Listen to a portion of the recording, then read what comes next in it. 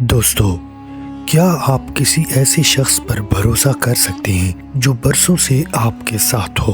کہتے ہیں کہ انسان کی اصلیت تب پتہ چلتی ہے جب اس کے سامنے دولت رکھ دی جائے۔ ایک بوڑھے سیٹھ نے مرنے سے پہلے اپنے 3 سب سے وفادار نوکروں کو بلایا اور انہیں 3 بند تھیلیاں دی۔ شرط یہ تھی کہ یہ تھیلیاں صرف سیٹھ کے مرنے کے بعد کھولی جائیں گی، لیکن ان تھیلیوں کے اندر سونا چاندی نہیں تھا، بلکہ کچھ ایسا تھا جس نے ان تینوں کی زندگی بدل کر رکھ دی۔ آخر اس سیٹھ نے مرنے سے پہلے ان کے ساتھ ایسا کیا مذاق کیا اور تیسرا نوکر کیوں رو پڑا؟ آج کی یہ کہانی آپ کو سکھائے گی کہ وفاداری کی قیمت کیا ہوتی ہے۔ ویڈیو کو آخر تک ضرور دیکھیے گا کیونکہ اصل سسپینس آخری 2 منٹ میں ہے۔ ایک شہر میں ایک بہت بڑا تاجر رہتا تھا۔ اس کا کاروبار دور دور تک پھیلا ہوا تھا، لیکن اس کی اپنی کوئی اولاد نہیں تھی۔ اس کے پاس 3 نوکر تھے جو بچپن سے اس کے گھر میں کام کر رہے تھے۔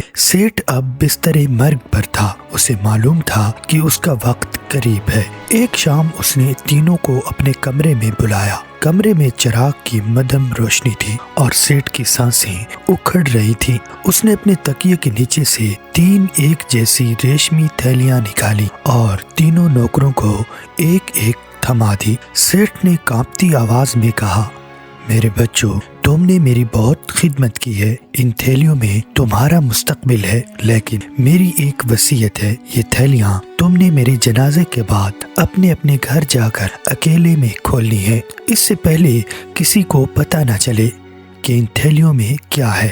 تینوں نے سر جھکا کر وعدہ کیا اور تھیلیاں لے کر باہر آ گئے۔ کچھ ہی دنوں بعد سیٹھ کا انتقال ہو گیا۔ جنازہ اٹھا، تدفین ہوئی اور سب اپنے اپنے گھروں کو لوٹ گئے۔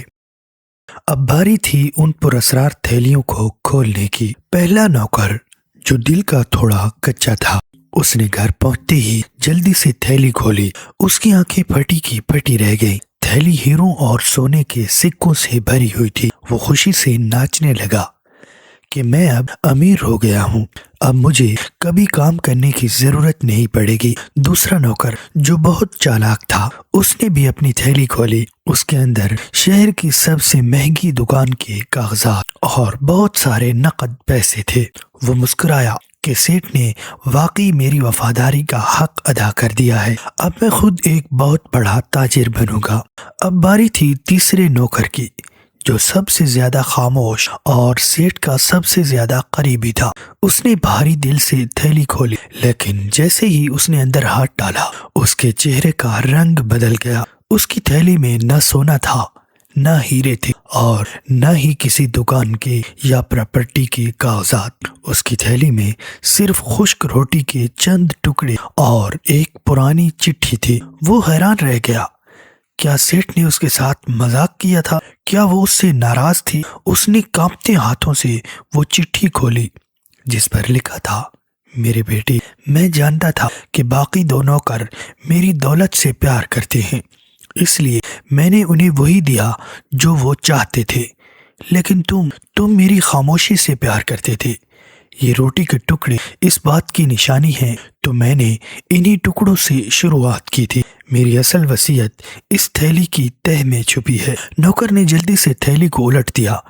تھیلی کی ایک تہہ میں ایک چھوٹا سا چاندی کا چابی کا گچھا تھا اور ایک نقشہ تھا۔ اس نقشے پر سیٹھ کے اس خفیہ تہہ خانے کا پتہ تھا جس کا علم سلطنت میں کسی کو نہیں تھا۔ سیٹھ نے لکھا تھا، باقی 2 نوکروں کو جو ملا وہ چند سالوں میں ختم ہو جائے گا، لیکن یہ چابی میری اس گھر کی ہے جہاں میری ساری زندگی کی ڈائری، میرا علم اور وہ تمام جائیداد ہے جو میں نے انسانیت کی خدمت کے لیے چھپا رکھی تھی۔ میں چاہتا تھا کہ میرا وارث وہ بنے جو خشک روٹی دیکھ کر بھی مجھ سے نفرت نہ کرے۔ اب سے تم میرے بیٹے ہو اور میری تمام سلطنت تمہاری ہے۔ تیسرا نوکر زاروں قطار رونے لگا۔ اسے دولت کی خوشی نہیں تھی، اسے اس بات کا دکھ تھا کہ سیٹھ نے اسے جانے سے پہلے ہی اپنا بیٹا مان لیا تھا اور وہ سمجھ نہ سکا۔ دوستو، اس کہانی نے ہمیں سکھایا کہ کبھی کبھی جو چیز ہمیں بظاہر معمولی نظر آتی ہے، اس کے پیچھے بہت بڑی نعمت چھپی ہوتی ہے۔ اللہ بھی ہمارا امتحان ایسے ہی لیتا ہے۔ جو لوگ تھوڑے پر صبر کرتے ہیں اور مخلص رہتے ہیں، اللہ انہیں وہ عطا کرتا ہے جس کا وہ گمان بھی نہیں کر سکتے۔ لالچ انسان کو وقتی فائدہ تو دے سکتا ہے، لیکن وفاداری اور صبر انسان کو وہ مقام دلاتا ہے جو بادشاہوں کو بھی نصیب نہیں ہوتا۔ اگر آپ کو یہ کہانی پسند آئی ہو تو اسے شیئر ضرور کریں، اور کامنٹ میں صبر کا پھل میٹھا ہوتا ہے ضرور لکھیں۔ آپ کے ایک سبسکرائب سے ہمیں بہت ہمت ملتی ہے۔ ملتے ہیں اگلی ویڈیو میں ایک نئے سبق، ایک نئی کہانی کے ساتھ۔ اللہ حافظ۔